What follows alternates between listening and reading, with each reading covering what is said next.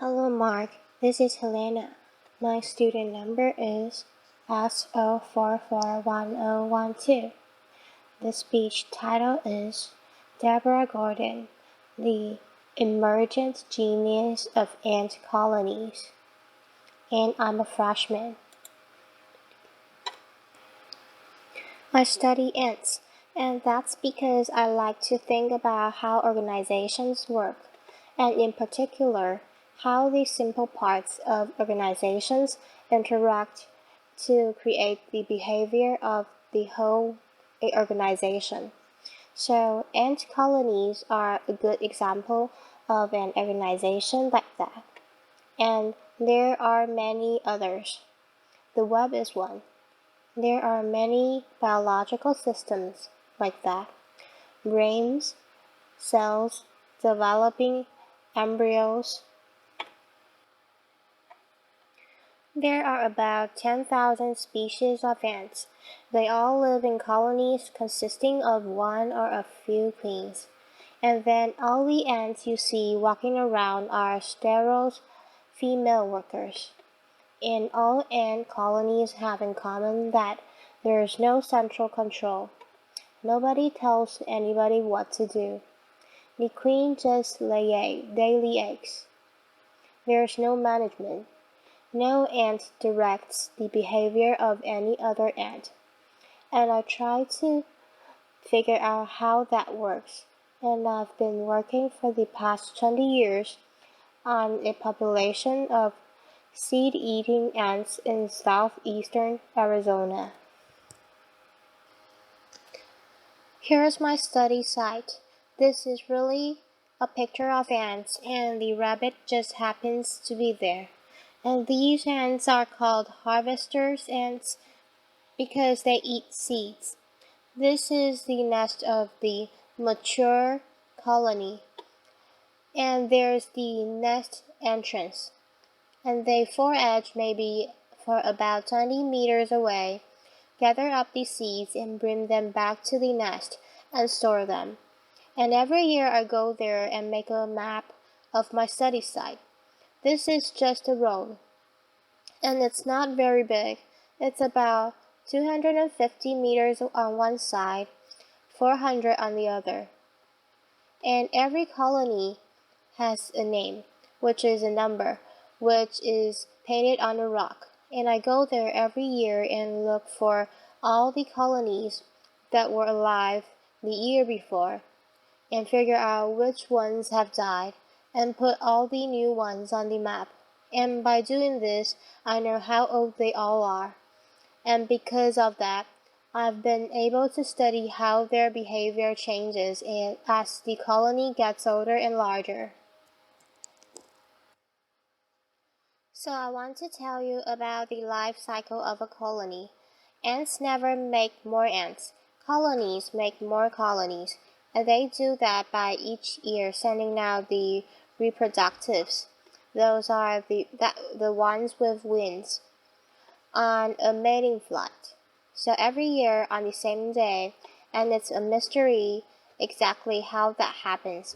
Each colony sends out its virgin, unmated queens with wings, and the males, and they all fly to a common place, and they mate. And this shows a recently virgin queen. Here's her wings, and she's in the process of mating with this male, and there's another male on top waiting his turn. Often the queens mate more than once. After that, the males all die. That's it for them. Laughter. And then the newly mated queens fly off somewhere, drop their wings, dig a hole, and go into that hole and start laying eggs. And they will live for 15 or 20 years, continuing to lay eggs, using the sperm from that original mating. So the queen goes down in there. She lays eggs. She feeds the larvae. So an ant starts as an egg, then it's a larva. is a larvae. She feeds the larvae by regurgitating from her fat reserves. Then, as soon as the ants, the first group of ants, emerge, they are larvae. Then they are pupae. Then they come out as adult ants. They go out, they get the food, they dig the nest, and the queen never comes out again. So this is a 1-year-old colony. This happens to be 536. There's the nest entrance. There's a pencil for scale. So this is the colony founded by a queen the previous summer. This is a 3-year-old colony. There's the nest entrance. There's a pencil for scale and scale. They make a midden, a pile of refuse, mostly the husks of the seeds that they eat. This is a 5-year-old colony. This is the nest entrance. Here's a pencil for scale. This is about as big as they get, about a meter across. And then this is how colony size and numbers for workers ants changes. So this is about 10,000 worker ants, changes as a function of colony age and years. So it starts out with 0 ants, just the founding queen, and it grows to a size of about 10 or 12,000 ants when the colony is 5. And it stays that size until the queen dies and there's nobody to make more ants when she's about 15 to 20 years. And it's when they reach this stable size in numbers of ants that they started to reproduce. That is, to send more winged queens and males to that year's mating flight. And I know how colony size changes as a function of colony age because I've dug up colonies of known age and counted all the ants. Laughter. So that's not the most fun part of this research, although it's interesting. Laughter. Really, the question that I think about with these ants is what I call task allocation. That's not just how is the colony organized, but how does it change what it's doing? How is it that the colony managed to adjust the numbers of workers performing each task as conditions change? So things happen to an ant colony. When it rains in the summer, it floods in the desert. There's a lot of damage to the nest and extra ants are needed to clean up that mess. When extra food becomes available, and this is what everybody knows about picnic, then extra ants are allocated to collect the food.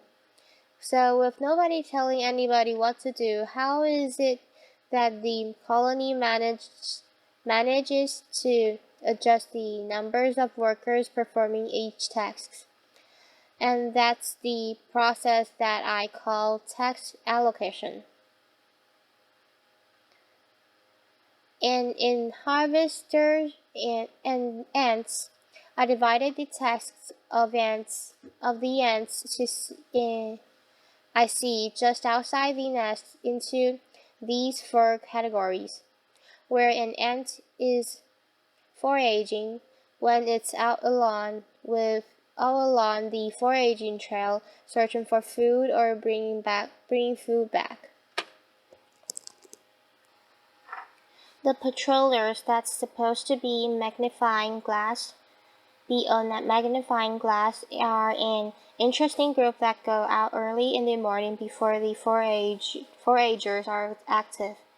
They somehow choose the direction that the foragers will go, and by coming back, just by making it back, they tell the foragers that it's safe to go out.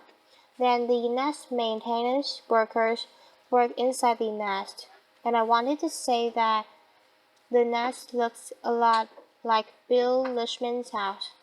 That is, that there are chambers inside.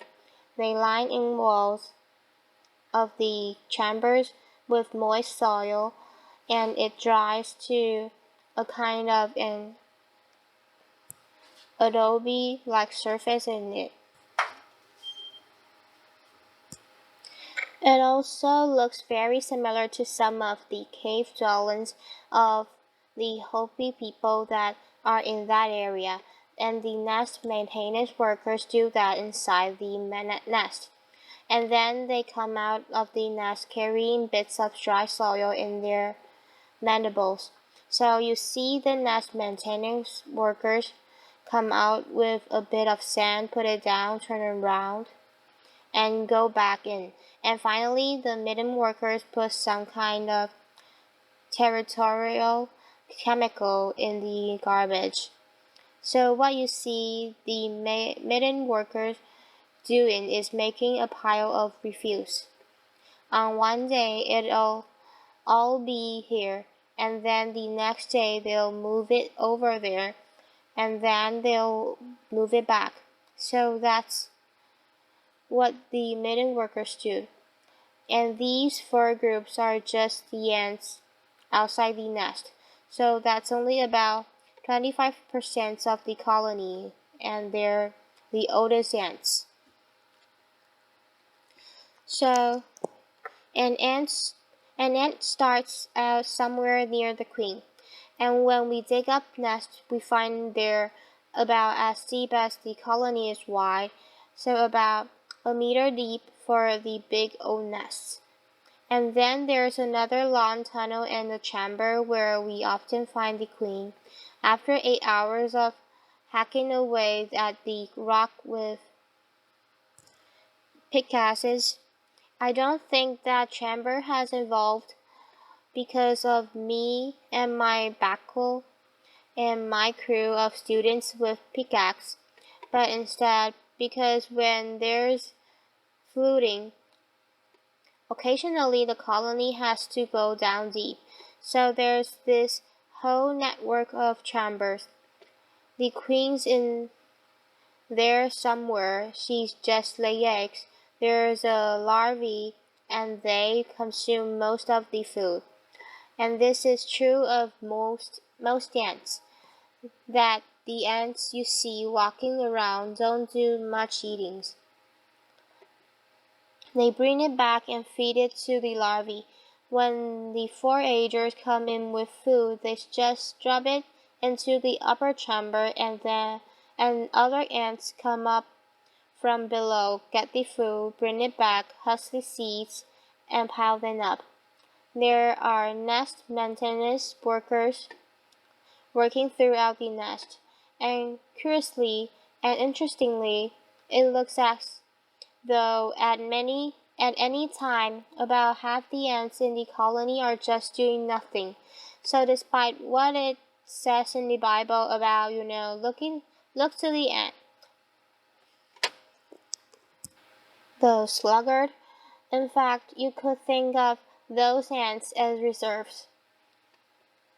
That is to say, if something happened, and I've never seen anything like this happen, but I've only been looking for 20 years, if something happened, they might all come out if they were needed.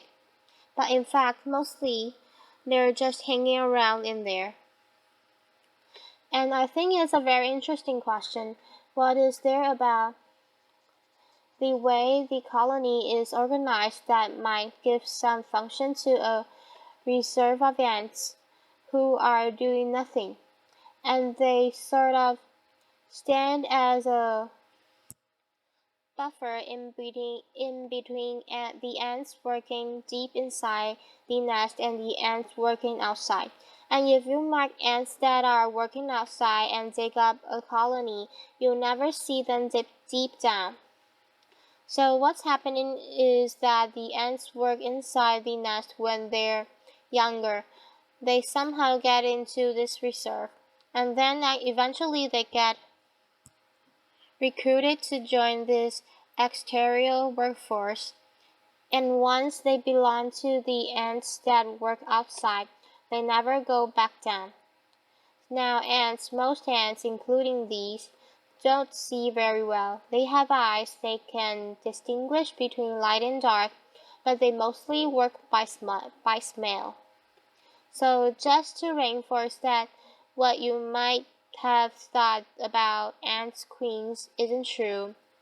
Even if the queen did have the intelligence to send chemical message through this whole network of chambers to tell the ants outside what to do, there is no way that such message could make it in time to see the shifts in the allocations of workers that we actually see outside the nest.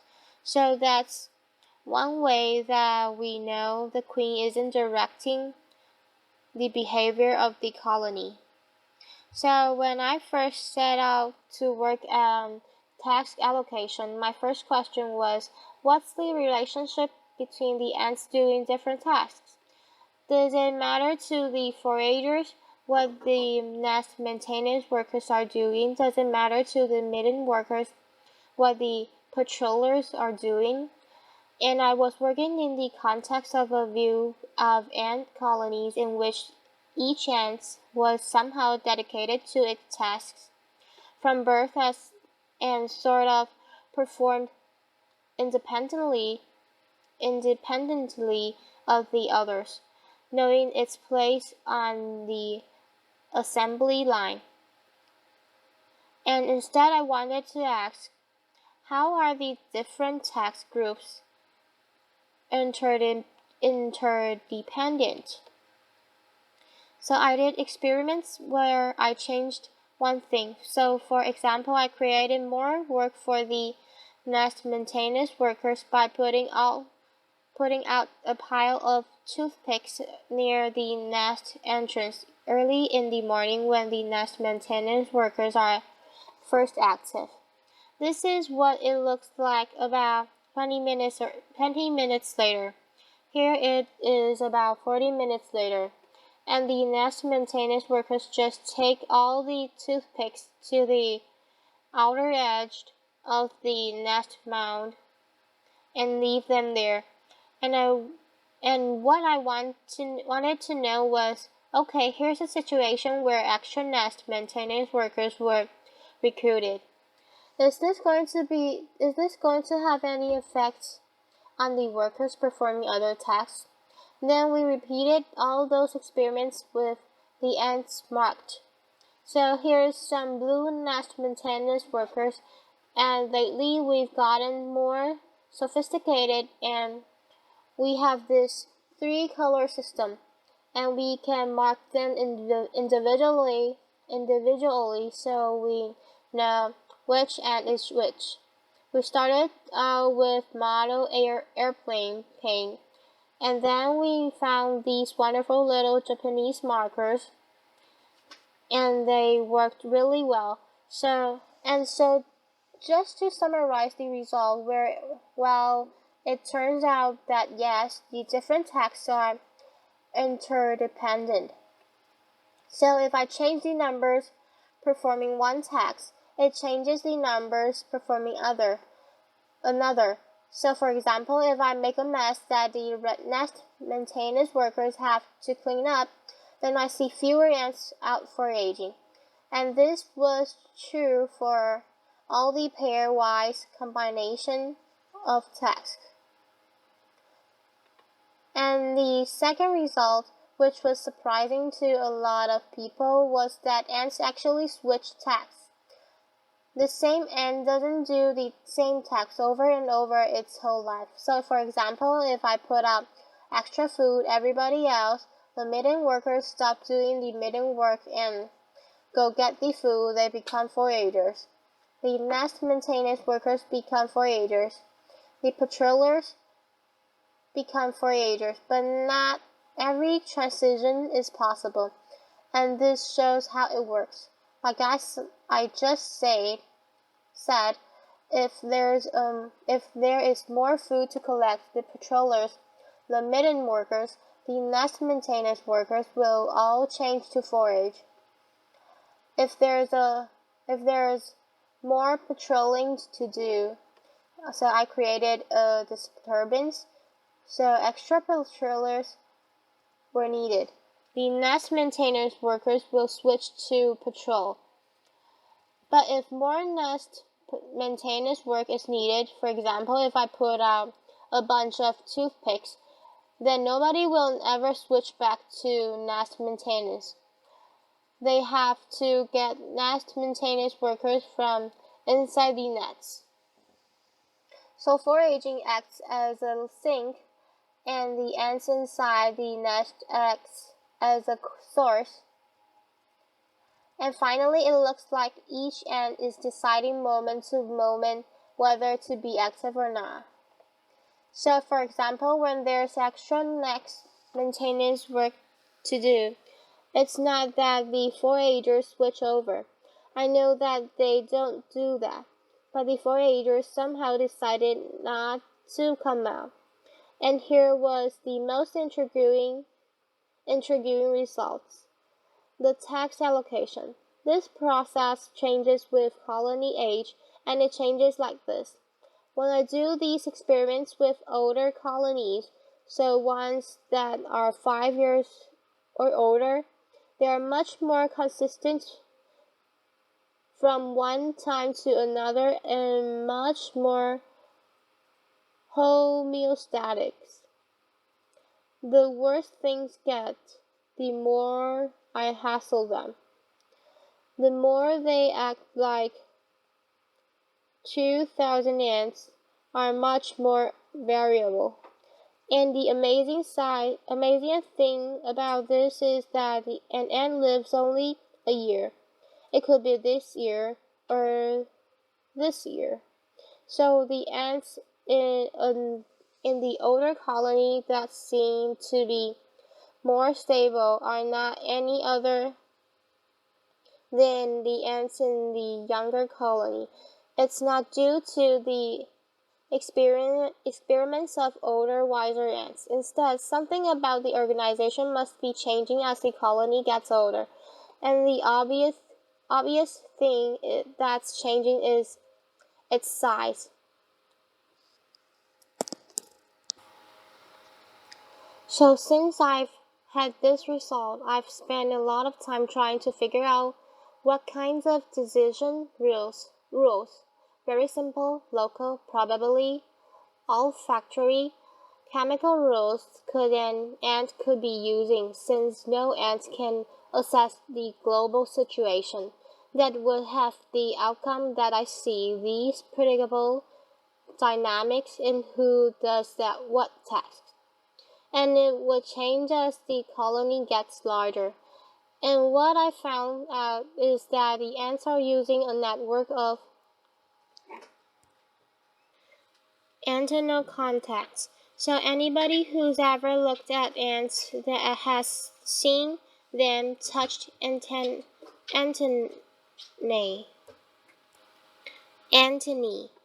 They smell with their antennae.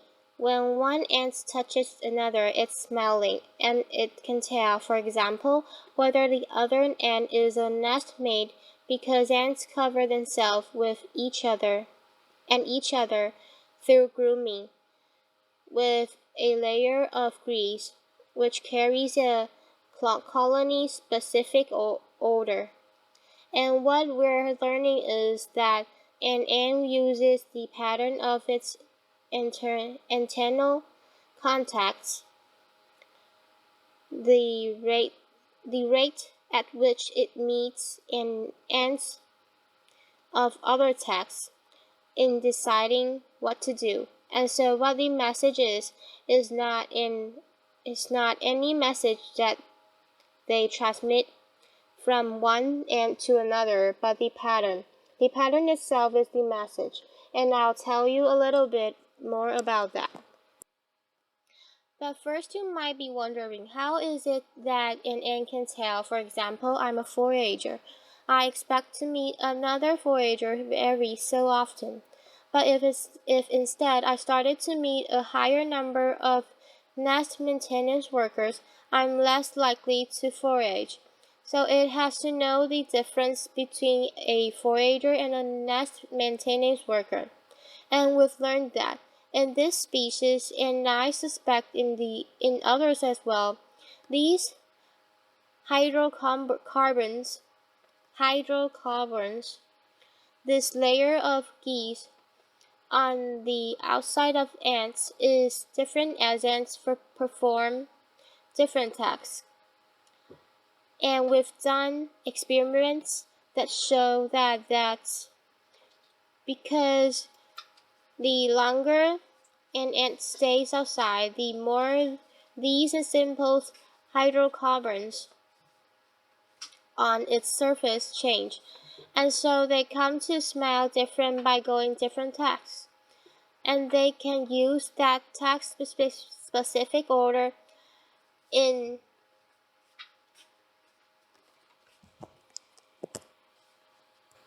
cuticular hydrocarbons. They can use that in their brief antennal contacts to somehow keep track of the rate at which they're meeting ends of certain tasks. And we've just recently demonstrated this by putting extracts of hydrocarbons on little glass beads and dropping the beads gently down into the nest entrance at the right rate. And it turns out that ants will respond to the right rate of contact with a glass bead with hydrocarbon extract on it as they would to contact with real ants. So I want now to show you a bit of film, and this will start out first of all showing you the nest entrance. So the idea is that ants are coming in and out of the nest entrance. They've gone out to do different tasks, and the rate at which they meet as they come in and out of the nest entrance determines or influences each ant's decision about whether to go out and which task to perform. This is taken through a fiber optics microscope. It's down inside the nest. In the beginning, you see the ants just kind of engaging with the fiber optics microscope, but the idea is that the ants are in there, and each ant is experiencing a certain flow of ants past it, a stream of contacts with other ants. And the pattern of these interactions determines whether the ant comes back out and what it does when it comes back out. You can also see this in the ants just outside the nest entrance like these. Each ant then, as it comes back in, is contacting other ants. And the ants that are waiting just inside the nest entrance to decide whether to go out on their next trip are contacting the ants coming in. So what's interesting about this system is that it's messy, it's variable, it's noisy, and in particular in two ways. The first is that the experiments of each ant can't be very predictable, because the rate at which ants come back depends on all the little things that happen to an ant as it goes out and does its tasks outside. And the second thing is that an ant's ability to assess this pattern must be very crude, because no ant can do any sophisticated counting. So we do a lot of simulation and modeling, and also experimental work to try to figure out how those two kinds of noise combine to, in the aggregate, produce the predictable behavior of ant colonies. Again, I don't want to say that this kind of haphazard pattern of interactions produce a factory that works with the precision and efficiency of clockwork. In fact, if you watch ants at all, you end up trying to help them because they never seem to be doing anything exactly the way that you think that they ought to be doing it. So it's not really that out of these haphazard contacts perfection arises, but it works pretty well. Ants have been around for several hundred million years. They cover the earth except for Antarctica. Something that they are doing is clearly successful enough that this pattern of haphazard contacts in the aggregate produces something that allows ants to make a lot more ants. And one of the things that we are studying is how natural selection might be acting now to shape this use of interaction patterns, this network of interaction patterns, to perhaps increase the foraging efficiency of ant colonies. So the one thing, though, that I want you to remember about this is that these patterns of interactions are something that you'd expect to be closely connected to colony size. The simplest idea is that when an ant is in a small colony and an ant in a large colony can use the same rule, like I expect to meet another forager every 3 seconds. But in a small colony, it's likely to meet fewer foragers just because there are fewer other foragers there to meet. So this is the kind of rule that as the colony develops and gets older and larger will produce different behaviors in an old colony and a small young one. Thank you. Applause.